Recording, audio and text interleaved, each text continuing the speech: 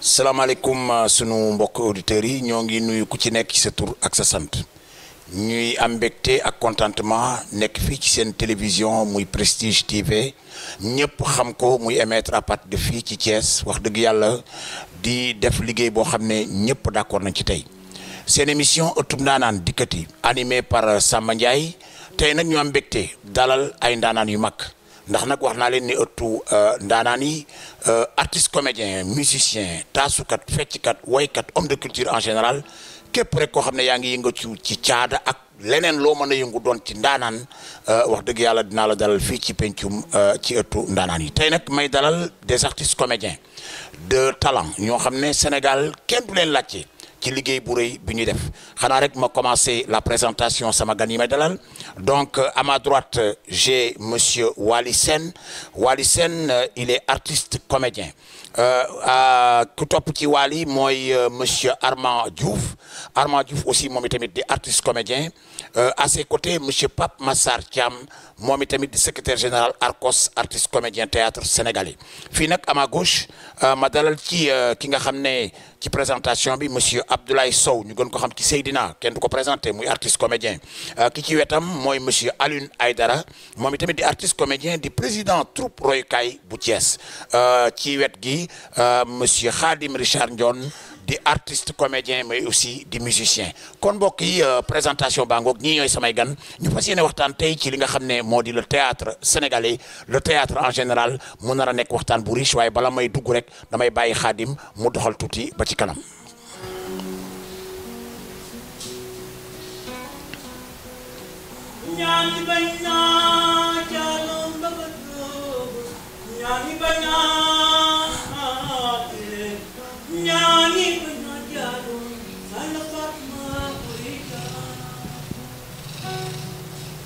Nyani bana jalo mamadogo nyani bana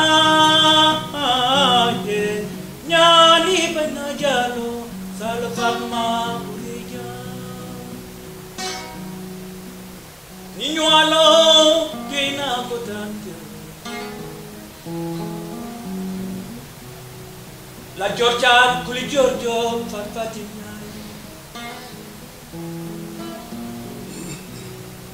Chalo mayasin Christian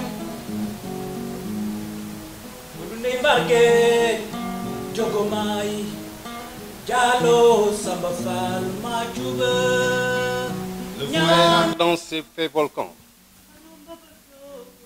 L'Harmattan s'est métamorphosé en ouragan, en cyclone. Tu superbe Lat Dior. L'orgueil te part et le courage t'habite. Saher surnommé ton père, arrière-petit-fils de Saher Fatma.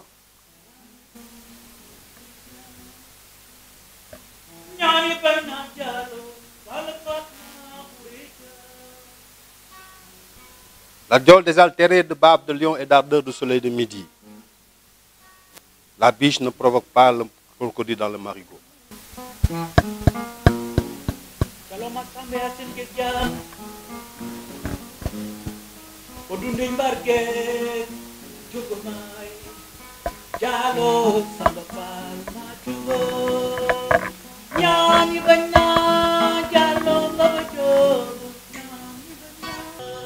Voilà, donc ñoo ko déggandoo une entrée en matière succulente nii la c'est des artistes comédiens que j'ai invités dégg ngeen cette partition de récital poétique bi nga xam ne moom la Wally def sur Lat Dior.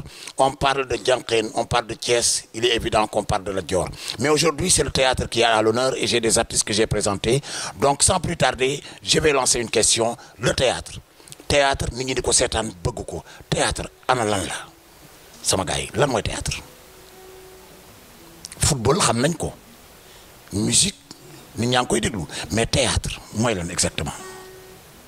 waa Bathie d'abord dañuy nuyoo di rafetlu émission bi vraiment dañuy kontaan ci boo ñu woowee fii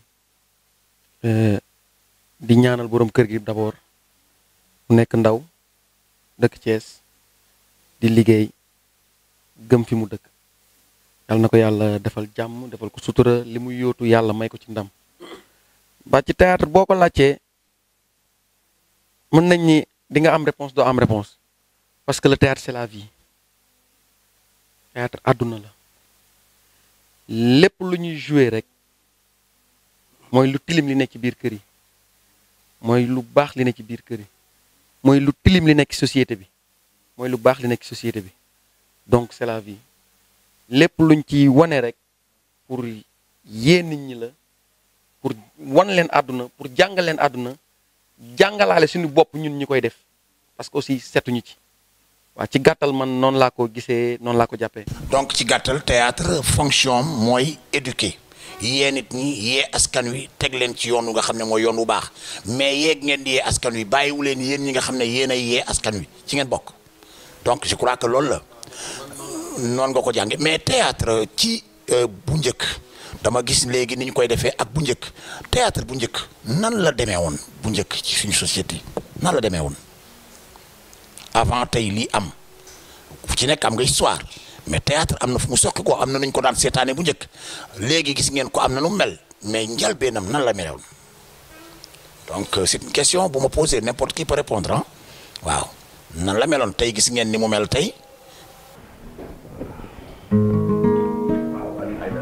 waaw Samba Ndiaye ma di nuyu di rafetlu émission bi bu baax di nuyu vraiment sama mbokk artistes yi ma dajal fii et voilà famille bu regroupé waat la rek bu dajawaat donc ça c'est une famille donc c'est nous dans nous pour ñëw ci question bi nga wax donc bi ñuy door émission bi Khadim yëkkati corde yi mu yëkkati donc Wally feelu ko ci poème poésie bi mu def vraiment daf ma mën fàttali bi may doog a dugg ci théâtre parce que ñun loolu la ñu xamoon ci théâtre ballet chœur d'ouverture pièce théâtrale bu ñu exposé nit ñi seetaan ko loolu moo amoon Mamel loolu moo amoon Ndumbelaan loolu moo amoon troupe communale de Zandia yàlla na ko yàlla yërëm donc de comprendre Alioune voilà bu njëkk xale yi di seetaan tey war nañoo xam ne théâtre bu njëkk bala ngay commencer dafa amoon chœur d'ouverture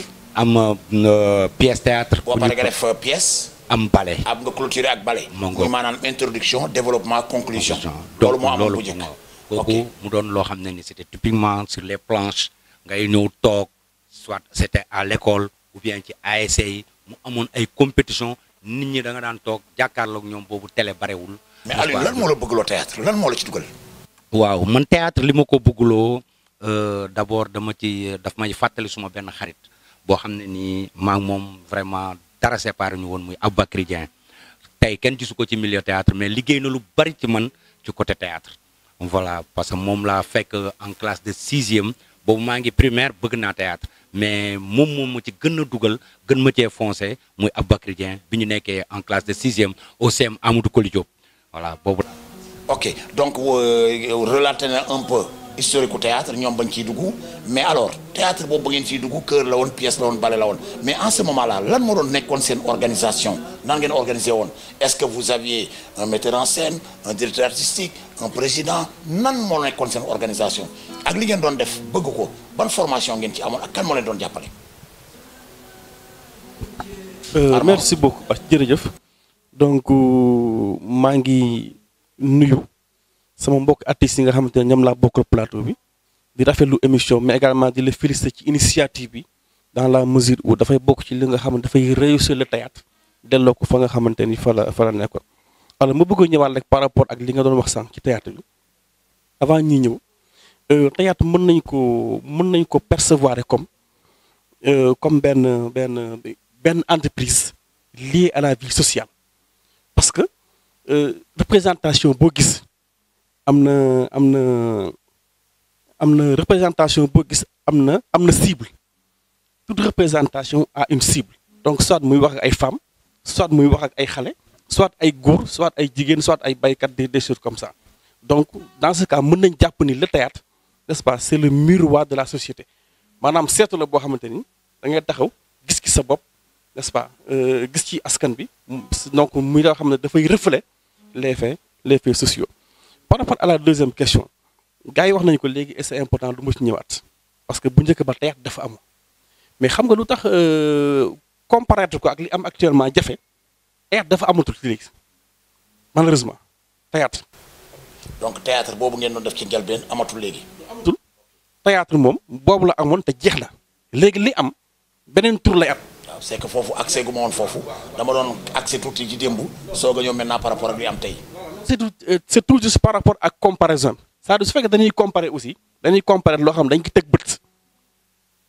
bët nga ni lii am na amoon na bay passé ñaari naka ngeen ko gisee mais amoon na mais amatu c'est-à-dire gisatu benn représentation seen amatu absent complètement. léegi li am tey lan la. kenn xamu ko man de xawuma ko peut-être après techniciens yi metteur en scène dañ ci ñëw mais man de li am léegi mënuma ci c'est-à-dire xawma lan la contrairement ak li amoon ñu tuddee ko théâtre muy répondre à des normes scéniques nit ñi mën ko jàppee comme théâtre ah teg ko ci ay critères. doon jàngal scène bi coulisses yi rideau yi occupation rationnelle du plateau et cetera metteur en scène bi taxaw scénographie yooyu yëpp ñu la ko doon jàngal te boo seetloo ñooñu ko daan def bu njëkk ak ñii tey day boo xoolee bu ñu duggee day am une grande différence parce que li am tey dafa mel ni moo gën a yomb que li amoon démb. mu ngoog c'est ça. Massar en tant que secrétaire général de l'ARCOS donc war nga mën a répondre sur ça. merci Bac maa ngi associé wu ci remerciement yi ñi remercier waa kër gi remercier directeur bi remercier Réew Bac ak sunu gars yi nga xamante ni vraiment di dafa indiwaat cosaan quoi vraiment plateau yi ma gën a neex ak jataay yi ma gën a neex bii ci la bokk tey donc pour revenir un peu ci sa question rek théâtre ñun bu ñu koy démarrer dañ ko doon defar par amour lañ ko daan def donc bëgg ko di ci def lu nekk nag je pense que yow tey ji yaay témoin bu mag bi parce que man rôle bi ma njëkk a am ci théâtre en 88 je pense yow yaa ma ko jox muy bi ñuy def le Paris de l'Ancien muy joué de Sadaway dafay Sadaway ni Ndiaye donc ma gën a nekk xale ci groupe bi gën a nekk xale j'avais que 18 ans nga jox ma le rôle du fils de l'Ancien Jokkel donc loolu dañ ko daan def par amour kenn daawuñ ci fekk mu jaral ñu xalaatuñu woon sax ay affaire télévision yooyu. booba télévision amul. am na mais bu ñu daan gis ay daare kocc di gis ñeneen ñi ay mute lay doon si ñun xalaatuñ ko woon sax donc dañ ko doon def par amour. amuleen ci woon dara. au contraire ñu ñoo daan jël suñu xaalis. de satisfaction voilà jël suñu xaalis di cotiser pour organiser yenn affaires yi donc ñun loolu noonu lañ ci duggee daal par amour ba ñu lang ci léegi mais fi mu toll léegi loolu beneen affaire la je pense que aussi il faut ñu def différence entre le théâtre sur scène ak li xew léegi muy les téléfilms. donc les téléfilms man je peux pas mënuma ko jàppee théâtre man cinéma laa ko mën a jàppe quoi. cinéma la gën a jege que théâtre alors tey jii donc cinéma la gën a jege théâtre téléfilm yi ñu ngi fleurir foo dem nit ñaa ngi présenté ay téléfilm ñëpp ay téléfilm la ñuy joué donc dafa mel ni le théâtre est mort actuellement et bu dee kan mooy responsable est-ce que c'est vous les artistes comédiens est-ce que c'est les producteurs est-ce que ce sont les télévisions ñan la ñu war a interpeller aujourd'hui pour que théâtre delluwoon fu mu nekk. pour man tout le monde est responsable parce que aussi am nañ ci part de responsabilité parce que suñu troupe traditionnelle yi nga xamante ni nii ñoo fi nekk war a def le théâtre sur scène je pense que presque troupe yooyu ils sont disparus te ñi ko waroon a téye actuellement ñoom ñoo retrouvé dans les téléfilms retrouvé dans les troupes donc ñoom ñëpp am nañ ci part de responsabilité. alors tey booy seetlu lay troupe théâtrale yi fii Thiès bëri nañu am na fi ay grandes troupes nit ñi tey koo wax ñu ne la Thiès fa la théâtre bi déggee daal yi mais ana lan moo waral tey ngeen dominer théâtre bi ngeen téye ko ci seen loxo yéen des artistes comédiens de Thiès lan moo ko. waaw mais bàcc nga baal ma parce que dama bëgg revenir ci li nga wax léegi waaw gis nga artistes yi ñi ngi fi bëgg nañ ko théâtre bi warul dee du yoon mais loo gis dafa laaj moyen xam nga nit mënoo nekk ci dara nga xam ni lii ci sa deret la ne quoi ñun mënuñu bañ loolu ci lañu dalee baa ni ñu koy waxee comprendre nga man je pense que ci ñi ma njëkk a jox texte ci nga bokk. et puis laay li ñuy fàttaliku mooy yow tu es footballeur bu mag nga li ngay def tey ji boo ko toppoon professionnel nga mën a doon comme les autres professionnels tu as beaucoup d'amis yoo xam ne ñu ngi nekk dans le professionnalisme du football mais teewul amouru théâtre moo nekk ci yow moo la téye ba léegi. mën naa wax moo ma yàq lu bëri doomu taal la bu la taqee rek c'est fini waaw bu la taqee rek c'est fini mais am na loo xam ni tey jii mën naa ni état bi aussi ci la bokk parce que boo gisee Thiès amoon na troupe communale par exemple commune bi la buñ ci defoon li ci war nit ñi ngi ci loo xam ne war nañ ko mën a téye yóbbu. donc monsieur le maire Talla Sylla yaa ngi ñuy déglu émission Ëttu Ndaanaan yi Laye Sow posé na un problème bi mu posé mooy troupe bi état jàppalewu leen commencé d'abord par les communes donc dafa mel ni maire yi jàppalewuñu leen maire yi bu mag bi mosul leen jàppale benn yoon. mais ana subvention yi ñu doon wax mais am na loo xam ne boo ci nekkee parce que ñii ñoo ñu yar te ci loolu lañ leen fekk ñoom ñu ciy rey seen bopp ba heure bi mais da ngay dem festival sax fes nag yi nga xam ni loolu rek a des ci seen yoo xam ni région bu ne war na mën a am représentant mais boo demee dafay mel ni ay xale 2 ans ñoo fa nekk amuñu dara lu ñu mën a apporter lu leen neex la ñuy def jury yi def lu leen neex te du yoon da ngay dem ñu lay teg foo xam ni boo fa fanaanee boo yeewoo boo añee doo reer boo reeree doo ndekki sa transport du mat mais am na loo xam ne aussi nit bu ci nekkee di ki def par amour ba dee fekk la ci da ngay obligé dem faju ji je pense que li gën a rey loolu nit ñi aussi jàppalewuñu gëstuwuñu te dañoo war a respecter les artistes. est-ce que la structure yi ngeen yore muy Arcos wala yéen ci seen jën bopp est-ce que jéem ngeen a trouver ay initiative jéem a rencontrer ces autorités là muy le maire muy au niveau du conseil départemental dem toog wax ak ñoom face à face wala bind leen ay courrier waxtaan ak ñoom. man damay ñëw léegi ci question boobu c'est important man defe naa ne une fois tout d'abord maa ngi remercier ñëpp di leen gërëm di leen sant ci aussi jotaay bi nga baal ma tuuti nag dama may dëkk ci lii sax ma dellusiwaat ci mon ami et frère Khadim Richard li mu def sànq ba ma ñëw ci c'est important ma rappeler parce que aussi mënuñu fi toog tey ba émission bi jeex te tudduñu Baye Gana Kebe c'est pas possible Baye Gana Kebe moo bind li ma wax nii tey ak John Ngoné Latyr moo ko bind jox ñu ko ñu joué ko en grandeur nature à la place de France waxuma promenade de Thiès Ouad à la place de France c'était en 2000 2001 2004 la dernière représentation c'est pas 2004 mooy la dernière représentation que nous avions faite en grandeur nature Baye Gana bind donc dañu koy delloo njukkal aussi góor gi Alioune Diouf le père de Alioune Armand Diouf delloo njukkal Sadé Wédi Ndiaye Sadaro Mbaye Jean Ndiaye ces gens yi nga xam ne les pionniers suñ fi toogee tey Maguette Thiam qui est là le doyen Maguette qui est là Khalima Sarr l'écrivain qui est là toujours qui vit avec nous ñu ngi dund ak ñun di waxtaan ak ñun dañuy jox ay pièces ñu koy jouer donc man dama waxoon tey un jour ngeen baal ma tudd émission bi rencontre des arts dama naan la sotti ceeg def ci la ma ne woon Didier Mbaye man je n'irai plus dans le bureau d'une autorité di ko wax quoi que ce soit par rapport au théâtre dootuma ko def dootuma dem ci kenn ni ko théâtre lii yàqu na wala defal ma ci lii non dootuma ko defal kenn pourquoi parce que Samba dinaa ne yow ci ñuy tedd ci théâtre ci nga bokk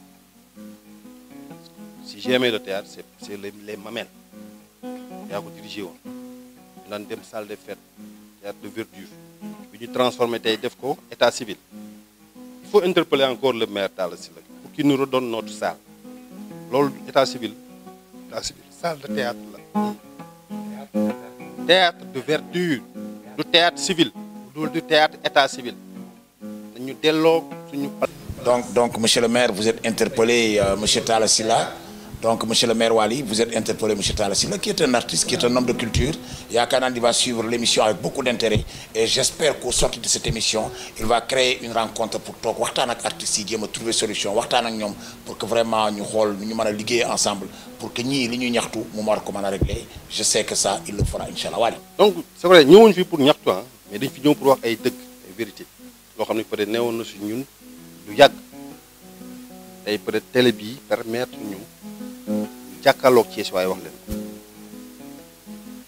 théâtre bi dafa deewul on se pose la question lan mooy théâtre en fait théâtre c'est la scène non téléfilm mooy yi ñuy joué ñun série yi et autres là du ma wax mukk série moom nit mënul taxaw ni série dafa yàq théâtre ku ko wax doo gor xam ndax ma ne lu ku ko wax doo gor parce que théâtre bi dañ cee nekk pendant des décennies pendant des années pendant une trentaine d'années mënuñu ci am dara série yi ñëw tey indi seen part ci développement wu théâtre bi ñuy wax te du théâtre muy téléfilm ay nit ñoo ciy dund di ci am seen xaalis ci ne loolu du théâtre nañ ko teg fële bokkul ak théâtre bi ñuy dund tey non non ñi ngi teewaale du yéen a gis lii téléfilm yi gaawee am ci wàllu siiwal am ci wàllu koppor ngeen gis loolu ngeen abandonné léegi nga xam ne dafa metti dafa am lu muy laaj sacrifice ak liggéey bu metti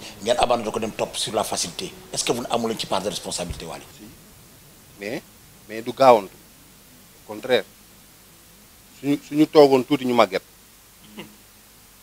voilà retraite moo ñu dese woon en fait retraite Samba comme ni ko Wally waxee rek théâtre c'est la scène donc si la scène se déplace on parle plus de théâtre donc ñoo ngi ci téléfilm wala jëm ci cinéma et bi téléfilm amee léegi aussi tamit yàgg na Daaray Kocc ñu bare moo leen inspiré donc ñu artistes yëpp yoreel ko njukkal muy la troupe Daaray Kocc mais ñoom ba ñu duggee ci téléfilm yàgg na donc quand on parle de théâtre parlons de Daniel Sorano parlons de théâtre de verdure de la mairie parlons du centre culturel bi ñu moom fii mais parlons des infrastructures yi nga xam ne nii moom la Thiès war a am ñun les artistes bu dee dañoo deewal théâtre mais état bi ana lan la def ci théâtre ana lan la defal artistes yi ban infrastructure la ñu tegal tey Thiès boo xam ne nii tey soxla nañ ko ñun artistes yi ñoo fay regrouper war fa organiser suñuy affaire mais Alioune le ministre bi nga xam ne moo yor affaire caada est-ce que am na yoo xam ne mu ngi koy def pour yéen wala ngeen ciy waxtaan. fa laa jëm récemment lan moo fi lan la ñu mujj a xewle ñun Thiès amuñu lu dul fesraay la ñu am yow Wally xam nga li ma la wax Arma xam nga li ma la wax mais Jules Dramé le président de l'ARCOS waa Njambe lu ne la ñu daj ci festival bi dañ dem ba demoon nañu benn mois boo xam ne dañ ko naroon a annulé te ñun desetuñu lu dul fesraay festival national des arts et culture yi nga xam ne ni moo doon compétition yi nga xam ne ni tey moom ci la ñu war a dem et cetera mais comme ni ko laay soo waxee mais fu laaluñ ko transport sax parfois da ngay dem muy problème et puis xoolal artiste comédien yëpp nga dëkkal leen ci 3 jours yore seen lekk yore seen naan yore seen i déplacement ku ci feebar sax yow au moins du ñëw ba sa dëkk ci festival te doo ko yóbbu mu faju mais ministère de la culture dugalu ci sax presque dugal sax 1 million nga war a jox artistes yi nga dajale artistes yi Sénégal yëpp ñu daja Thiès donc kon état bi dañu seetaan état bi dañu. à un certain moment am na fi benn moment boo xam ne président de la république ñëwoon na fii Thiès ba mu ñëwee génnee na xaalis bu bëree bëri jox leen ko yéen les artistes comédiens. am fu mu féetee attends est-ce que loolu ñëpp jot nañ ci est-ce que yegsi na ci ñëpp est-ce que ku ci nekk gis nga ci sa bopp gis nga mbir boo koy organiser da ngay def organisation bu jaar yoon tu appelles tous les artistes ñu toog. mais doo ñëw par exemple. mais ci loxo Youssou Ndour lañ ko tegoon ci loxo Youssou Ndour lañ ko tegoon. mais coow la mu jur dégg nga ko coow la mu jur après dégg nga ko ça a été mal organisé baaxul artistes yi dañuy xool. donc tey jii bu fekkoon dañu am lu ñu leen di jox yéen nan lañ ko war a organiser nan la ko war a defee. voilà pour ne pas monopoliser la parole je vous laisse. Bathie je pense que sur cette question là et l'importance de cette question là ajuwul ci président de la République ñëw Thiès. de joxe xaalis pour régler le problème du théâtre man je pense que pour régler le problème du théâtre dans ce pays-là il faut une politique culturelle. Le ministre est en train de le faire, le ministre de la Culture. Sur quelle base Bathie tijjil plan Sénégal émergent bi nga xamante ni jàpp na ni mooy feuille de route gouvernement du Sénégal doo ci gis fu ñu waxee culture man Arma maa la wax lii waaw amul fenn fu ñuy waxee culture. ci plan Sénégal émergent du début à la fin amu ci ça n'existe pas waaw léegi ngeen bëgg nag théâtre bi développé mais mënuñu ko c'est-à-dire nous les acteurs ñun ñi nga xamante ni ñu ñooy les pratiquants mënuñu ko def sans l'accompagnement du gouvernement. Mais alors quand vous constatez Arma que ça n'a pas été fait au niveau du gouvernement mais vous avez l'ARCOS devrait pouvoir réfléchir concrètement objectivement organiser des journées jël li nga xam ne mooy xalaat yu ñu am yëpp jël ko teg ko ci table dem yóbbu ko. C'est un autre problème. loolu moo taxoon ARCOS juddu parce que Arcos bi mu judd ñuy fi la ñu fekk c'était pour ñu taxaw théâtre delloo ko fa mu nekkoon mais malheureusement aujourd'hui Il faut dire que Arcos mais malheureusement je termine aujourd'hui l'Arco est passé à côté de sa mission c'est-à-dire Arco tey beneen mission lay dox je parle d'une manière générale hein, parce que su ma naan Arco aussi waxuma bi nekk Thiès waxuma bi nekk Saint-Louis bi nekk dama ne Arco national moom la ñuy wax moo sooxe moo feebar moo lajj par rapport ak ci li nga xamante ne moo tax ñu taxawal ko.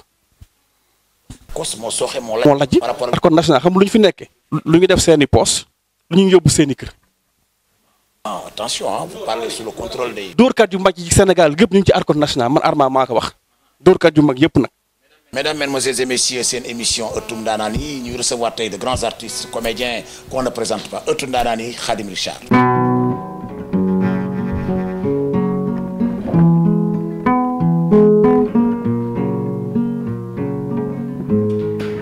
salaamaaleykum Thiès Ëttu Ndaanaan mooy nuyoo mag ak ndaw góor ak jigéen ñooy bëgg a waxtaan ak yéen salaamaaleykum Thiès Ëttu Ndaanaan mooy nuyoo mag ak ndaw góor ak jigéen ñooy bëgg a waxtaan ak yéen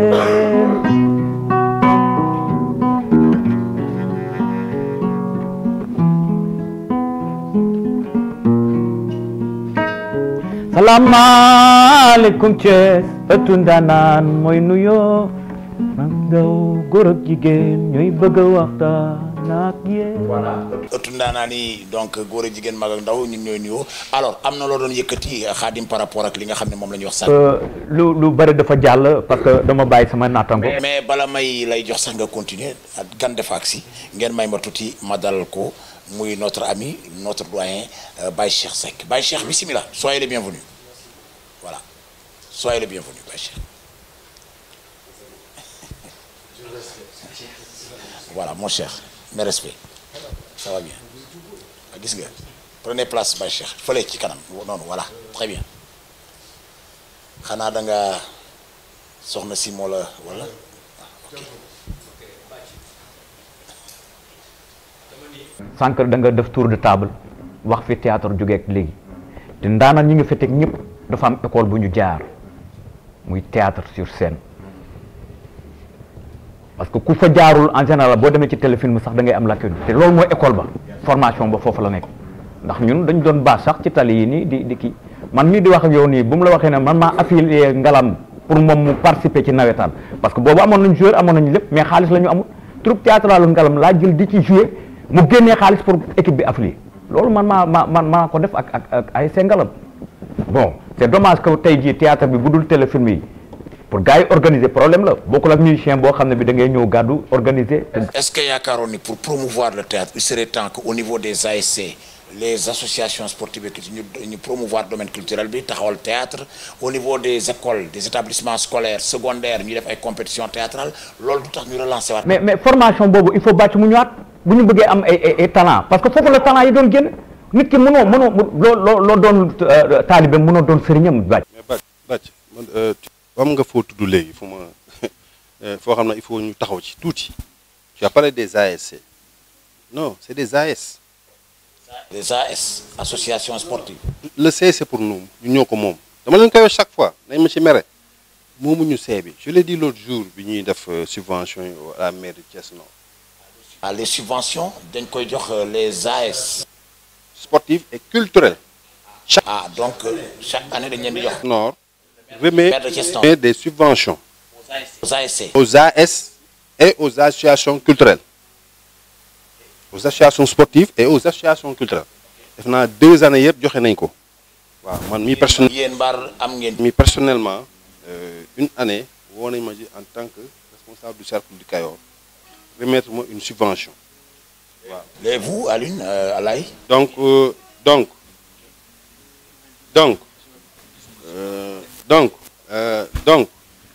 ma ñëwaat ci loolu AS yi subvention yi moomuñu ko C bi c'est pour nous donc nañ koy remettre et la culture et les sportifs seen droit la nañ leen ko jox mais ñun aussi am nañu ay droit nañ jox suñu subvention culturelle waaw donc c'est ça.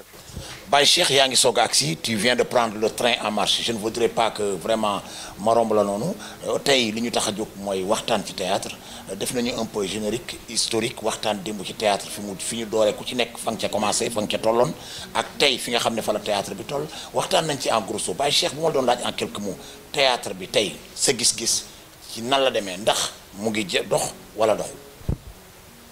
Samba Ndiaye merci beaucoup. D'abord di am mbégte di ñëw ci plateau bu ñuy waxtaanee ëttu ndaanaan tey spécialement ñuy waxtaanee li ñu bokk bëgg ko muy sunu natt muy théâtre mais beneen plaisir bi ma gën a am nag moo di dama fee dajeek ay soppe waaw je veux dire kenn ku ci nekk ki toog ñu fi toog sama soppe nga ndax yàlla moo dogal loolu nu bokk dëkk bi essence su théâtre ci Thiès ñii la woon ñu ànd ko ba tey muy rafet donc c'est un grand plaisir de les retrouver Massar je vais les noter mon ami mon frère Armand Wali l'infatigable ak Alaye Sow laisse-moi terminer parce que je vais les nommer pourquoi parce que c'est des icônes.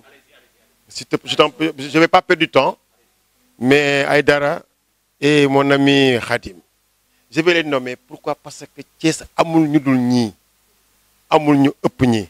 Merci beaucoup. Voilà, donc c'est important li nga wax maintenant Baye Cheikh théâtre bi am na fu mu door ba muy door wax nañ ko sànq am na ci lu ñu nekkoon ci ay kër ay ballet ay pièces booba télévision amul à un certain moment de l'histoire on a constaté Baye Cheikh jékki-jékki fi théâtre bi nekkoon ca mairie ya ca CEDEPS ya ca centre culturel ya jékki-jékki on a vu Baye Cheikh ñëw taxawal xale yi ne leen nañu dem vers les télévisions donc je crois que loolu ana lan moo ko waraloon lan moo la motivé woon. waaw xam nga loo gis rek jamono moo koy wane les choses dafay marcher du marquer le pas te quand les choses marchent si tu marches pas vers le sens du développement da ngay tardé. Alors nous ñun ñëpp xam nañu ni am na benn moment le théâtre du quartier le théâtre populaire on le faisait tout simplement parce qu'on aime le théâtre à un moment donné affaire bi di dox ba mu yegg fi mu yegg tey mu jóge ci théâtre du quartier dem ci les téléfilms ba aujourd'hui à la télévision nu koy animer. C'est la marche normale des choses mais tout en bàyyiwaay la xel ni li yóbbu théâtre bi ci télévision ba c'est parce que dafa am fu mu dooree te foofu mu dooree mooy essence ba moo di théâtre bi le proprement dit théâtre actuellement malheureusement dañu ko sevrer le théâtre proprement dit avec son originalité dañu ko sevrer c'est quoi mooy le théâtre écrit joué sur scène il faut être un artiste il faut être averti il faut connaître les normes du théâtre pour pouvoir l'exercer beaucoup te actuellement le théâtre bi nga xamante ni même boo jaarul foofu ça devient commercial nu jaar ci yow pour am ci yow dërëm forcer la ko dëpp la caméra di def ba kere muy baax. ok donc dafa mel ni foofu producteurs yi ñoo leen xaw a dominer foofu ñoo leen woo ci gam boobu mais aussi yéen ngeen soxla woon loolu comme on l'a dit tout à l'heure parce que théâtre bële ngay wax muy théâtre bu njëkk bi nekkoon na loo xam ne lu metti la am na rigueur lu muy laaj te am moyen amul donc il fallait que mu nekk forme ku wut fu mu fanaan ak koy tëjal buntu boor leen boole. Bon alors maintenant ce que je voudrais savoir mooy à un certain moment Thiès y a eu des troupes théâtrales laaj naa leen 5 questions live vous m'avez pas répondu naa leen Thiès tey bu ñuy wax théâtre tout le monde pense à Thiès lan moo ko waral. mais c'est parce que dañ ci yàgg yëngatu parce que ñun ñii ñëpp kenn ku ci nekk le théâtre tu es un produit du théâtre populaire c'est parce que c'est quelque chose qu'on a aimé avec rien du tout sans moyen wax ngeen ko léegi je ne fais que me répéter. c'est-à-dire théâtre sàkket yi à la mairie ca théâtre de verdure ba on s'invitait dans les quartiers may jóge taaxi kaw di kër ma Alaaji ànd ak ñoom Moussa di jëw jaxaaw waa Jaxaar di ñëw Madina Fall c'est ce qui a fait la création des troupes. waaye Cheikh xam nga lu lan la ba lan la c'est-à-dire Samba Ndiaye Thiès dañoo mbapat ci théâtre. merci beaucoup problème bi yëpp loolu la. ñun dañoo mbapat ci théâtre. merci. fii ñun dañoo yàgg fuule scène bi dañ ko yàgg embrasser ñun téléfilm boolewuñu ak théâtre ñun dañ koo bëgg. sonn ci yàgg ci man je t'ai dit que ni man bi may def théâtre boobu amoo 12 ans jusqu'à présent maa ngi def théâtre ba gis sama sët n'est-ce pas ñeneen fekk si la ci te Thiès loolu dañ cay yàgg ah ñu ñëw fekk ci ñoo xam ne ni ay monument lañu ci côté boobu mais roy du nroog pire. ok donc Thiès dañoo mbappat ci théâtre ay dara loolu am na solo dañ. dañoo mbappat ci théâtre ensuite dañoo am lu ñu doon suñuy anciens parce que nous bi ñuy ñëw dañ fay fekk des gens des précurseurs à la personne de Sadara Mbaye qui nous a initiés moom a jëkk yéegal sur scène à la personne de Jean Ndiaye c'était un plaisir la woon nga gis Jean Ndiaye sur scène il te fait aimer le théâtre Jean Ndiaye Baye Gane Kébé alors les troupes Noflay de Bayal Khoudia Badiane ñooñu da ngay laan dem leen seetaani ils te font aimer le théâtre mais effectivement il a lancé le mot loolu mbapat la nga koy bëgg di ko bëgg te nag amoo ci woon dërëm. alors amoo ci woon dërëm aujourd'hui yéen a ngi ci théâtre bi est-ce que am ngeen ci dërëm. waa bàcc am nañ ci dërëm amuñu ci dërëm ñi ngi sant yàlla man noonu laa ko mën a gisee parce que Baye Cheikh dafa am lu am solo yàlla moo ko def Thiès xëy na ñun bi fi yàlla di wàcce théâtre di ko def suñu xol yi yeneen région yi yàlla wàcce na leen ñu nekk ci leneen parce que yéen da ngeen ñëw dajeek ay ñoom Saadaaro ay Baye Gànna ñu def ci yéen dara bi ñu defee ci yéen dara yéen ngeen wëlbatiku def ci ñun dara à chaque fois dafa am benn dama naan jardin buy nekk suuf boo xam ne yéen da ngeen koy séentu di ko ji mooy indi toujours relève day am macha allah te di ñaan yàlla na continuer bi ci topp aar ku ci nekk rek da nga koy def par amour man dama naan lu ma ci am rek bénéfice la teewul aussi maa ngi xooli leneen parce que ci ñun la ci deret la yàlla ñu ko nattoo aussi ñu bañ a toog bañ a yaafus di jéem di def lu dul di ci bégal doomu aadama yi au retour ñu ciy am seeni ñaan kon luñ ci mën a am rek tey jii ba ay producteurs taxaw ñun ñi am sañ-sañ di def dara di ko yóbbu ci télé yi population bi di ko consommer kon je pense que am na fu mu toll léegi mais war na ko mën a weesu.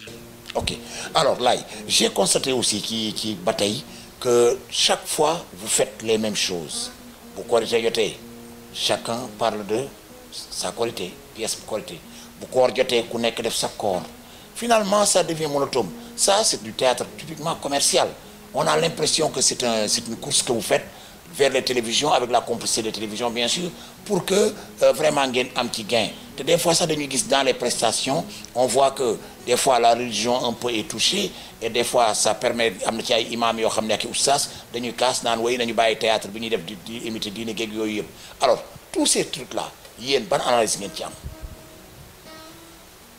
waaw Bac vous me permettrez un peu rek ma xaw a revenir tuuti ci benn interpellation ci Arcos waaw parce que man je suis le secrétaire général de l'Arcos de la cellule de Thiès je suis le secrétaire général de l'Arcos de la cellule de Thiès voilà je suis le secrétaire général j'ai bien précisé de la cellule de Thiès je ne suis pas membre du bureau national.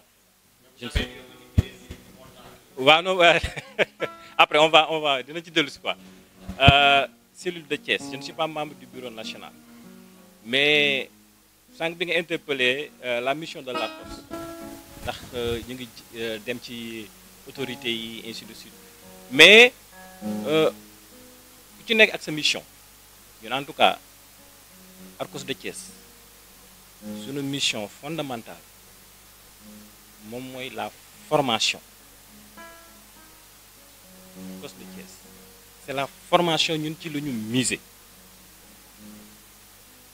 éventuellement nag chaque année pour regrouper les autres Arcos regrouper l'Arcos national ñu daje fi ñu organiser suñu festival comme ni ko Alioune Aïdara waxee voilà comme ni ko Alioune Aïdara waxee mais ñun formation bi ñuy miser parce que Arcos aussi boo si ñëw la participation elle est individuelle troupe ñëwul troupe bokk ci Arcos da ngay ñëw sa participation individuelle la fii mën nañ ni chaque fois dañ koy wax ñu ne Thiès benn troupe moo fi nekk du président au dernier membre ñëpp affilié à l'Arcos c'est la troupe royukaay waaw du président au dernier membre excusez-moi du terme ñëpp Arcos lañ bokk donc participation boo foofu dafa individuelle donc ñun sunu politique. Soleil Levant ñu ngi Arcos. mais pas tout le monde. Diankhène ñu ngi Arcos mais pas tout le monde. non j'ai bien précisé j'ai dit que ni. oui je veux que nga citer mu ñu wax parce que bëgguma aussi nga tëb ñenn ñi noppi ko non je veux que ñu wax ko. il y a des éléments de Diankhène il y a des éléments du Soleil Levant il y a des éléments du cercle du Kayor. daal ñoom ña nekk di ok c'est bon ok. ces individualités ñoo xamante ni bokk ñu fenn ñu ñëw affilié à l'Arcos. Baye Cheikh il est à l'Arcos. Baye Cheikh oui il est à l'Arcos oui ah donc moo tax ñun ci formation boobu ñu miser. Seydina yaa ngi Arcos. donc voilà. Armand tu es à l'Arcos. Armand il est à l'Arcos oui il est à l'Arcos mais il est à l'Arcos même s'il n'est pas présent mais il est à l'Arcos ah donc mooy comme damay revenir rek pour bañ a monopoliser la parole sur la formation ñu am ci benn projet boo xamante ni dafa am bu am importance boo xamante ni nii ñu ngi koy def avec le pont ce sont des Suisses donc ñu ngi ci suñu 3e année de formation vraiment ñu gis ki ni liggéey bañ fay def am na ay résultats yoo xamante ni boo xoolee suñu comédiens yi nga xamante ni ñoo boo déggee par exemple bu ñu nee Thiès dafa taxaw mais yooyu ci la bokk formation yooyu ci la bokk waaw parce que boo xoolee comédiens yi ñu nekk sur scène bu leen gis ci téléfilm yi nii rek mais gis leen sur scène boo leen gisee sur scène da ngay xam ni ñi dañu taxaw waaw dañ ko jàng donc ñu ngi ci formation boo xam ne 3 ans ren lay jeex donc ça ce sont des acquis moo tax ma ni Arcos Arcos Thiès formation la gën a privilégié que leneen quoi. ok alors merci tey booy seet troupe théâtrale yi wax naa ko sànq Soleil Levant Diankhène Cercle du Kayor alors Baye Cheikh en tant que président de la troupe Diankhène de Thiès je crois que tey am nga message boo war a wax par rapport à sa troupe Diankhène la troupe Diankhène ak sa gars yi.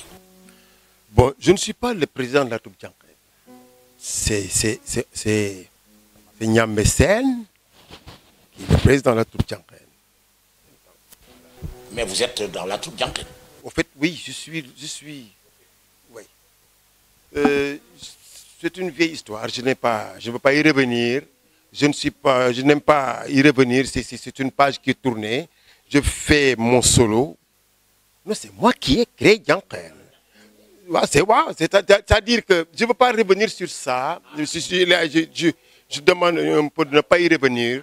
Pourquoi? Parce que c'est une vieille histoire qui a été consommée et que les gens n'avaient pas compris. Maintenant, ils ont compris. Et chacun est en train de faire son petit bonhomme de chemin sans pour autant ni bruit ni tintamarre. Donc, je pense bien que c'est... Et puis, on est en bon terme. On travaille ensemble. On s'appelle. Donc, c'est bon. Voilà. Donc, c'est que je vais revenir un peu sur une question. C'est une question très importante. Ça veut dire,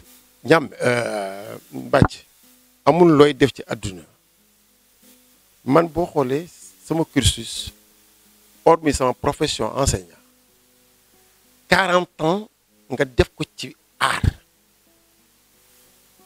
donc c'est pas 4 jours nga am ci passé am ci lu lay neex yu la naqari c'est important c'est une histoire mais à un moment donné nga dem ci ba yàgg gis ni art bi ci boppam ak la situation actuelle moo lay dévier si tu fais le têtu dañ lay romb nga dem ngay xul rek te du tee muy dem fi mu jëm actuellement l'art est devenu du commerce du tee nga am sa art bëgg sa art mais tu es obligé de suivre dans les normes pour mën a am loo dugal sa poche regarde yaa ngi wax ay koor gi c'est monotone non c'est pas monotone. Non, j'ai pas dit que c'est monotone, j'ai dit que chacun chacun fu mu nekk rek day def koor gi. te ni ki nga xamante ni c'est un annonceur mën a dugg sa mbir nga am dërëm boo mën a jox ñi nga àndal mën ca jënd sa xorom donc actuellement koor gi c'est une réalité ñi comme man ñu ngi koy def ànd ca waajal tabaski maa ko fi jëkk def il n'existait pas que li ko par exemple Lamarana on lui doit koor gi c'est lui qui a fait ça le premier. mais excusez-moi Cheikh. dafa waajal tabaski personne ne le faisait. ok excusez-moi Cheikh avant les télévisions c'était des producteurs ñoo doon ñëw waxtaan ak yow ne la damaa bëgg telle pièce ngeen waxtaan ngeen jaay ko ñaari pièces mu fay leen après moom mooy dem moom propriété bi dem produire ko ñu dem ba ci yàgg gisatuñu ay producteurs maintenant c'est les télévisions directes ñoom ngeen di waxal donc tu vois loolu wane ne encore une fois li ngay wax ni affaire bi day dox. bu njëkk il y a pas eu une prolifération des télévisions bu njëkk boo xooloon ni c'est la diaspora ils étaient privés de théâtre il fallait que les producteurs viennent de l'Europe ñëw ñuy defar théâtre yi di ko ci ay cassette di ko jaayee Lamp Fall mais boo xoolee loolu amatul parce que ñi nga xamante ni actuellement avec la crise bi am en Europe les gens n'ont plus les moyens les producteurs gën daan génn ci vente cassette yi amatuñ ko ensuite les télévisions ñu ngi leen di servir dans les maisons avec des programmes de théâtre tu es obligé de passer de par l'autre côté actuellement bi kan nga fi gis muy produit génne cassette ba tey ça fait 5 ans ou 10 ans ban troupe nga fi génn mooy ñefe pour génne benn cassette. donc maintenant passé nañu loolu léegi directement rapport troupe bi la ak télévision bi ci wàllu sponsoring donc maintenant c'est devenu commercial alors merci. c'est-à-dire Bathie Samba Ndiaye c'est-à-dire benn affaire aussi dafa am nit ki man lu ma bëgg mbir nekk ci ne mooy sama profession bëgg naa mbir moomu fay ma daf may jëriñ parce que ñun dañoo toll ci aar fay ñu dañoo toll ci jëriñoo suñu aar mais da ngay xool am na fi suñuy papa wala suñuy nijaay yoo xam ne ñi ngi woon ci biir aar mais tey boo leen gisee da nga leen di yërëm am na fi ñoo xam ne ni suñu feebaree dañuy ket am na ñoo xam ne ni bu ñu nekkee ci tabaski bi bu jotee sax pour que rek ñu yóbbu xarum tabaski seen kër mais dinañ gis Cheikh Seck gis Armand gis keneen ak keneen pour mu jàppale leen te pourtant ñooñu ñooñu tette ci yoon bi mais bu situation yi changé aussi tamit il faut que change actuellement gis nga aar bi non que ñu wax ko ñaa ko wax morning la xaalis bu weex tal la producteurs yi dañoo ñeme léegi jël gis nga ay millions la ñuy jël ay millions des centaines de millions di ko def ci téléfilm yi waaw mais bu dee par exemple yow mi nga xam ne nii musuloo def téléfilm musoo def théâtre sur scène aar tey di la fay par le biais de ces téléfilms mais ñun ñi nga xam ne ni ñoo ca mbapat nag mais duñ ci dugg mais dinañ ci dugg sol ñaari casquette yore suñu casquettu la ñu mbapat mën ko mais yore suñu casquettu commercial business. maanaam def ko business daal. ok c'est bien dit Laye yaa ngi troupe Soleil Levant donc xam naa ne fi mu ne yéen a ngi ci liggéey bu am solo mais dañu constater un peu que bon des fois ñu gis la des fois duñ la gis. waaw Bathie Soleil Levant moom mën naa ni jàmm rek moo am suñu diggante parce que lu ma xam ci théâtre ci ñoom la ba xoolee 99 ba 2018 ay at la ñu defandoo lu bëri ak Alioune Aïdara ñu jaar fu ne yow it nga teete ñu dafay tollu moment boo xam ni boo demee ba am loo xam ne yàlla may na la ko ci tuuti ci xel wala ci xam-xam pour man laaj na aussi comme niñ ma tettee woon xëy na mënuma it wala xamuma mais it boo jéemee rek xëy na yàlla fekk si la mais boo téye croiser les bras toog yàlla toog di la seetaan ma jàpp ne am na ñoo xam ne aussi am na loo xam ne mën nañ ko bu ñu jéemee àndandoo def dara ñoo xam ne kenn mësu leen xam xëy na aussi yàlla dina la ci dimbale tuuti. C'est une émission Ëttu Ndaanaan yi animée et présentée par Samba Ndiaye tous les 15 jours lay am fii ci Prestige Thiès di seen télévision la télévision des Thiessois di innovation di loo xam ne un jeune promoteur moo ko initié muy Pape Doumbouya ñu ràññee ko ci yaram ci tegginam mais aussi ci xalaat bu rafet ak xam-xam bu rafet bi nga xam ne yor na ko pour servir la cité mu ànd ak aussi une équipe dynamique ay xale yu am jom xale yu gëm seen bopp ànd ak moom soudé comme un seul homme ànd ak moom ci liggéey bi donc moom tamit ñu ngi koy nuyu de passage di ko féliciter di ko encourager di saluer de passage aussi Mandoumbe Cissé di kenn ci Pape Doumbouya teew na tey ci émission bi di nuyu aussi waa diaspora bi ñuy seetaan j'ai beaucoup d'amis qui me regardent à travers la diaspora di ma woo naan ma bàcc ñu ngi suivre émission bi avec beaucoup d'intérêt donc sama xarit yi nekk bitim réew yi ne ci biir réew mi partout à travers le monde maa ngi profité ci occasion bi di leen nuyu di leen wax ni daal kër gi seen kër émission bi seen émission la ñeneen ñi nga xam ne aussi ay artistes la ñu bëgg cee bokk qu'il n'hésite pas bu ñu contacter incha allah dinañ leen ci boole ndax lii ëttu ndaanaan yi la te ëttu ndaanaan yi ndaanaan rek koy fekkee Xaadim suma yendo tolo golo yendu ñaay bur samba xotil naaj na war wi atuna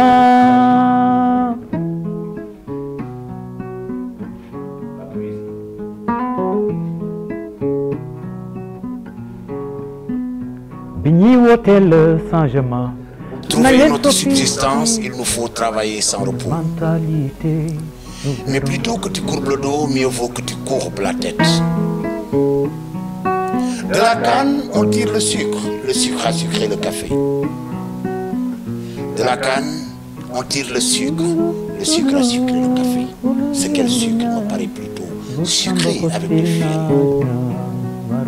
Je n'ai pas de foyer ni de femme à aimer. Je n'ai pas de foyer ni de femme à aimer. Tous les chiens aboient après moi et personne Les hommes, lorsqu'ils sont des hommes, doivent porter un couteau. Les hommes, lorsqu'ils sont des hommes, doivent porter un couteau. Je fus homme et je l'ai porté, mais au bagne, je l'ai laissé. Si je mourais maintenant même, si je mourais maintenant même, quel choix, mère, j'aurais. Je te donnerai la liberté.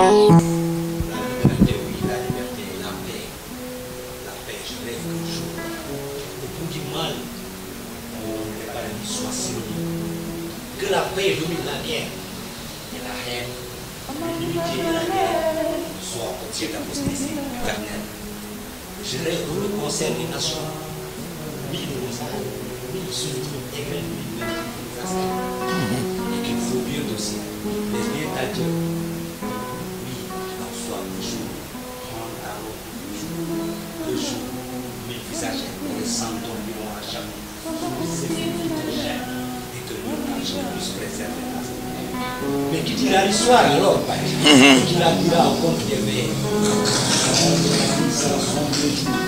Et l'Orient et l'Occident, planète empayée, les événements à la Christine, brillons seuls, ouais, seuls. Père, Joma est là.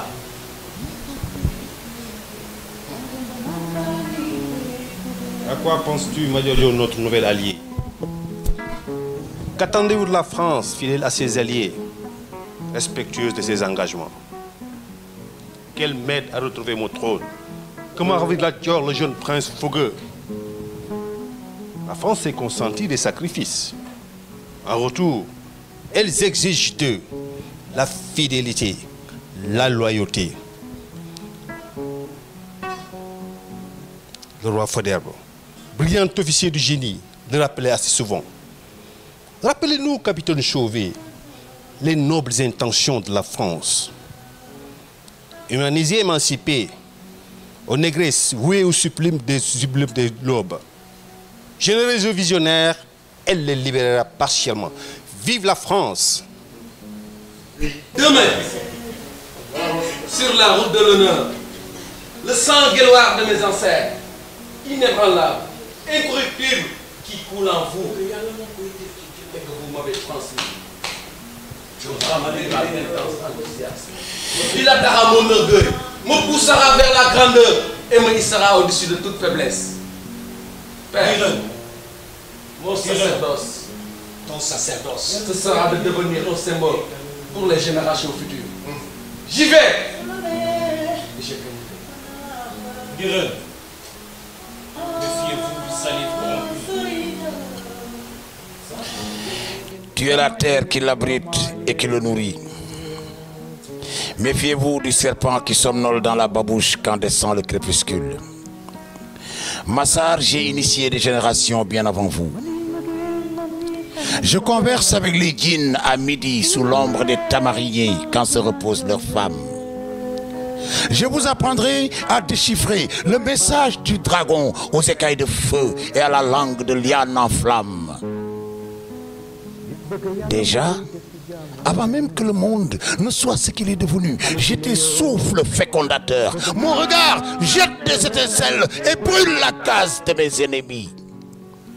Initiés, écoutez-moi. Écoutez-moi. Vous serez des hommes. Vous serez des hommes. À la sortie de la case de l'homme, je ne voudrais pas être tigre. Je ne serai pas lion, car quelquefois il est maladroit. Je serai jaguar me faufilant dans les hautes herbes de la savane. Jomane. Pas la case de l'homme te fera savant comme les enchaînements. Tu sauras pourquoi la lune et le soleil ne se disputent jamais, bien qu'habitant la même maison. Va mon fils, va. Mbooloo mi yaakaar naa ni tey plateau spécial. Cheikh, fierté ak mbégte ak contentement la ñu am te yaakaar naa ni tous les Sénégalais ak ñi nga xam ne ñoo ne ci réew mi ak à travers le monde entier bu ñu seetaan émission am nañu am mbégte mais tey bu ma leen doon laaj en tant qu'artiste comédien ma leen di laaj tey bu ngeen amoon message bu ngeen di jàllale bëgg àddina déglu ko bëgg kilifa yi déglu ko bëgg kilifa diine yi déglu ko ndax yéenay bëggal kilifa diine yi yéenay bëggal kilifa aada yi yéenay bëggal askan wi en général ñiy feebar na ci hôpitaux yi yéen la ñuy seetaan kon yéen tey bu ngeen amoon message bu ngeen di délivrer bëgg askan wi dégg ko bëgg borom réew mi dégg ko bëgg autorité dégg ko ban message lay doon. na artistes yi feebar faj na artistes yi am infrastructure na artistes yi au moins am loo xam ne nii boo ci seen dinañ ko am ci seen i fonds mun cee jàppale seen bopp maanaam subvention yi na dellu si formation yi na dellu si infrastructure nañ ko taxawal artiste bu ci feebar balaa ñu lay gëtal am lu la defal. tey bu ngeen doon wax ak entreprise yi nga xam ne tey bu ngeen di dugg ci wàllu téléfilm yi ñoom ñoo leen di sponsoriser ban message ngeen di wax directeur de société yi nga xam ne ñu ngi leen di déglu. foofu nag bëgg naa faa ñëw sax bàcc. parce que télévision yi parfois aussi tamit dañuy jaar ci kaw artiste. ça je le dis parce que bu dee artiste bi moom moo ñëw indi scénario indi mise en scène indi ay éléments am parfois sax mu daw ba wuti sponsor ba xam ne seen doom moom sponsor bi indi mais da ngay rey artiste bi dimbali ko ko maa indi sama artiste maa indi sama scénario maa indi sama mise en scène tegal la lépp bu mu baax yow daal parce que am nga sa télé tegal la sa tànk daal di jël 50% ne ma dafay nekk 50% alors merci Aïdara alors tey jii ñu ngi seet ni ñu ngi joxe ay distinction ci réew mi ay chevalier de l'ordre national du mérite ay grande médaille nangam est-ce que yéen am ngeen occasion ñu honorer leen ci teraanga yooyu ñuy joxe ci sénégalais yi nga xam ne ils se sont illustrés à travers leurs gestes rapidement parce que le temps nous est presque imparti est presque fini.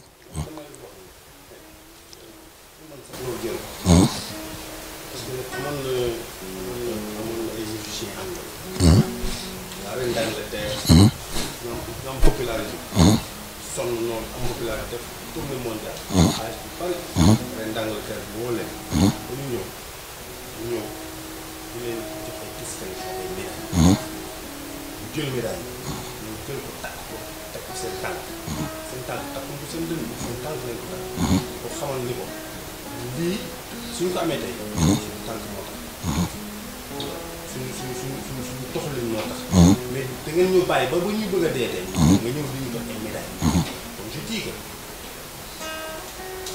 rare na léegi ngay gis ordre national bu ñu yor war nañu artiste jox nañ ko pour noonu amatul sens suñ ko joxee waate amatul sens parce que ñu ko waroon jox ñëpp dee nañ ñi ñoo doon jox ordre national ñëpp dee nañ tey kenn des fi waaw donc damay wax ni leneen li may ñëwaat mooy état bi su fekkee bëgg na jàppale artistes yi parce que Thiès la ñu. bien sûr. y a combien de troupes théâtrales tey ñoo ay séries télévisuelles. ci télé bi. télé bu mu ubbee tey ay Thiessois ñoo ci nekk série bu ci nekk tey suñu la joxoon une subvention war ngaa mën a dundal tey ay artistes pendant une année parce que weer bu ne ñu ñëw fay suñu bëggoon jàppale laa wax de bëgg nañ jàppale royukaay par rapport à sa série ji fi jàpp jàppale Soleil Levant par rapport à sa série jàppale Cheikh Seck par rapport à sa série jàppale Laye Sow par rapport à sa série jàppale keneen parce que ñooñu ñëpp tey am na ay nit ñu ne seen ginnaaw dañ leen di dundal chaque weer wala leen a jox xaalis suñ ko defoon tey moi je pense que coow li tey mais encore ñu yokkaale ci bu ñu jox subvention ASC ñu xool recenser tur bi nga xam dañ fi nekk di liggéey bu am solo ñu booleen ñi nga xam ne war nañ leen subvention loolu aussi c'est extrêmement important. une subvention d'ASC boole ko ci laa wax waxuma ASC de mais troupe théâtrale yi. troupe théâtrale laa wax. waaw. subvention troupe théâtrale yi ñu joxe moom. je pense pas que. pas lu ñuy joxe nii mais ñu jox leen subvention consistante. waaw. d'accord venant de l'État. mais pas venant des collectivités yi ñu may gis ne. ay 100 000 francs la jox ñun loolu soxla wuñu. ah donc ñoom ay 100 000 moom ça taxul taxul non non c'est pas ça. ok.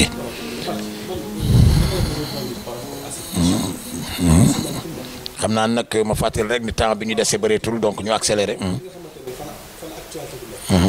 n'est pas une question de subvention. damay joxe benn exemple bu gën a concret ci biir boo xoolee la commune de Thiès Nord boo nee tey Cheikh Seck mën naa mujj waaye boo nee adressé Thiès Nord di ngeen benn produit bu nga xamante ni bu màggee boo jàppee télévision yi gis ci yëpp Thiès Nord boo nee royukaay Thiès Nord ñi ngay produit boo xamante ni boo jàppee télé dans la semaine boo nee Laye Sow Thiès Nord télévision boo taalee boo jàppee Gueye Téranga la même chose Soleil Levant la même chose Mbettel la même chose. Thiès Nord. ñooñu ñëpp c'est des produits de Thiès Nord. donc avant état central di intervenir ay président Macky Sall nangam sax c'est-à-dire lan la suñu autorités yi. war a comporter woo par rapport ak loolu. parce que culture bu ñu fàtte ni domaine de compétence transfert c'est-à-dire tey maire bi waroon na convier également tous ces acteurs culturels là. discuter ak ñoom ok monsieur le maire monsieur les maires vous êtes interpellés alors mais quand même au niveau de certaines organisations il y a des personnalités yoo xam ne qui sont des directeurs de société il arrive des fois que nga ñëw proposer leen un produit ñu jàppale la am na fi wala amu fi Cheikh Seck tu n'as jamais eu l'occasion d'être sponsorisé wala d'être soutenu par une personnalité quelconque. Je suis spécial. Moi je suis au-delà de ça. Non je voudrais savoir bu fekkee ni am na ñuy def geste par exemple Massar di jàppale les artistes comédiens bu artistes comédiens yi xewlee ñu jàpp ci bu fekkee ni am na ñu xam ko parce que aussi pour permettre à ñi nga xam ne defuñu ñu xam ne ñoom waroon na ñoo mën a def. waaw foofu par exemple société yi individualité yi. c'est vrai par exemple ren bu ñu defee suñu festival c'est grâce au DG de la Poste. moo ci di jàpp nañu fi. engagé wu. les collectivités n'ont pas réagi. déjà comme nag lu ñu joxoon ñu démarrer suñu festival. ak ñoom Aliou Aïdara. ok. Aliou c'est un comédien la mais day participer ci festival. waaw waaw. genre ak nit ñu mel noonu. mais collectivités locales yi. ñun ñoo lañ doon xaar en dernier. ils ne sont pas. moo indi l'école. ok mais aussi am na fenn foo xamante ni aussi comme li Ama waxee culture compétence transférée. mais aussi dafa am benn problème boo xamante ni war nañu ko soulever xam naa du doon débat bi mais beneen débat lañ ko dina beneen débat. mais parce que dañuy gëmloo chaque fois ne ñu que ni soo xoolee que ci fond de concours yi nga xamante ni moom la commune yi di jot éducation temps lii temps mais dañ naan ni culture zéro. culture loolu la ñuy wax quoi ñoom loolu la ñu ne culture zéro léegi ñu ne c'est le maire 0 franc. culture 0 franc. moom moo war a dem wuti xaalis bu mu def ci culture. Ah bon? donc loolu devant je pense que Bakhio loolu non loolu c'est une interpellation je vais interpeller le maire par rapport à ça. ok Baye Cheikh rapidement. man dama am ñaari mbir yu boobu. oui. quand il y a l'événementiel. c'est différent de la production. Moi je fais de la production. Ma production c'est à partir de 10 millions. jëm ci ñi nga xam ne production bi cher. kooku du ay caaxaan. donc moi je pense que attendre ces gens-là. yow da ngay tardé. moo tax ma ne man dama benn philosophie. ñoom duñu ma tardé. je fais le maximum pour avoir un bon scénario def ci la ma ca war a def dem seeti ñi nga xamante ne à base de 10 millions pour promouvoir ma production ñoom bu ma subventionné xëy bu ma subventionné xëy mais les événementiels nag def benn événementiel ci benn lieu en an 50. Ok. C'est pas ça qui vous nourrit. C'est pas ça l'affaire.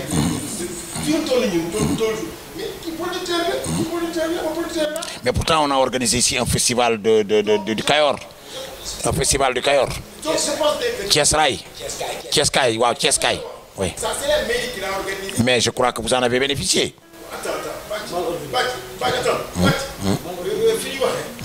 La mairie a son programme qu'elle a déroulé.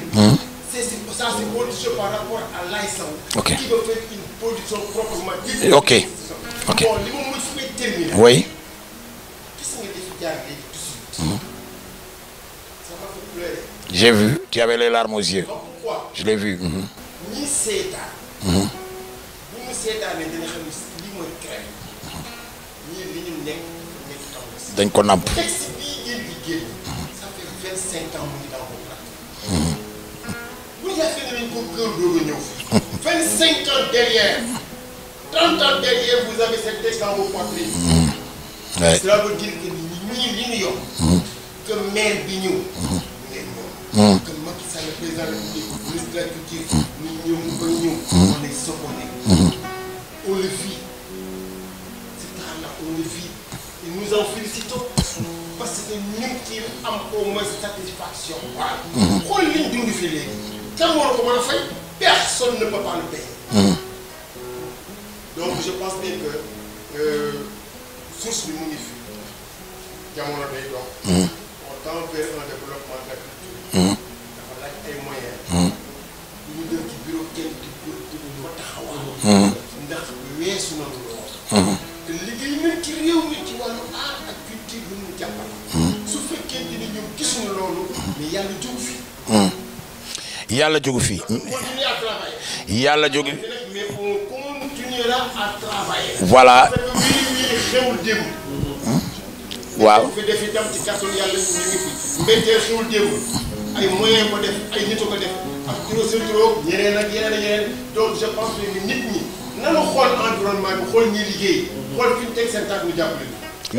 médaille bi tax nag may wax Baye Cheikh médaille bi tax may wax waxul ma médaille tappal la simplement mais médaille la bu ànd ak as tuut waaw ma mbaqus waaw pas tout sax mais tey jii supposons une médaille boo xam ne dañ la koy tappal boole ci une enveloppe de 2 millions ou de 5 millions man looloo tax may wax waaw. moi je pense que ñun fi mu toll nii fekk takkaluñ médaille.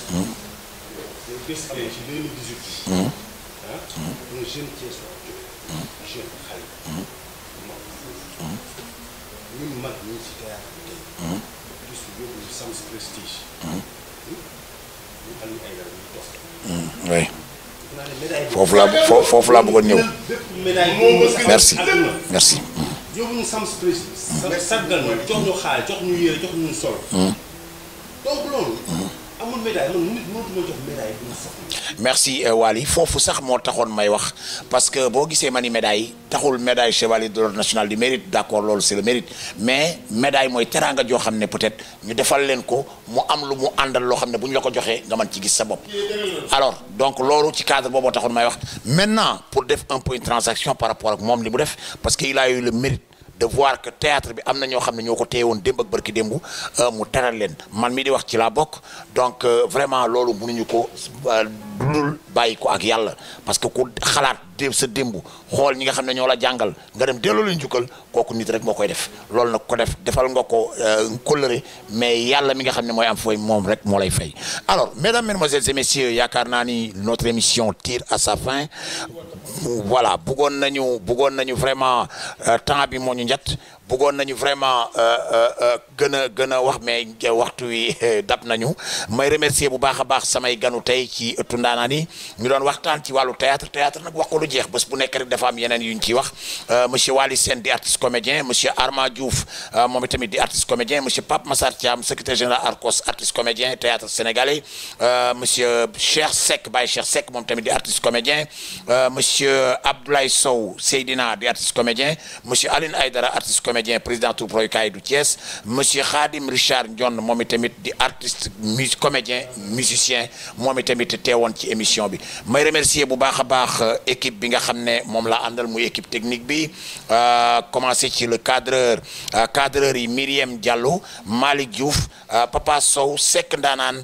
lumière et son Ndiaga Dieye décor Modouka assistant réalisation Saturne réalisation mon petit frère Gueye Teranga nous allons nous quitter sur ces notes de Khadim Richard pour wax leen ni merci de nous avoir suivis merci de votre fidélité on se donne rendez-vous dans 15 jours inchallah Khadim en note musicale ñu tàggoo ñaani bañ naa jàllu mbëbët ñaani bañ naa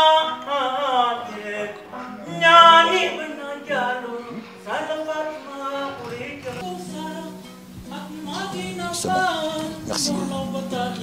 merci merci gars yi jaajëf Baye Cheikh merci on est content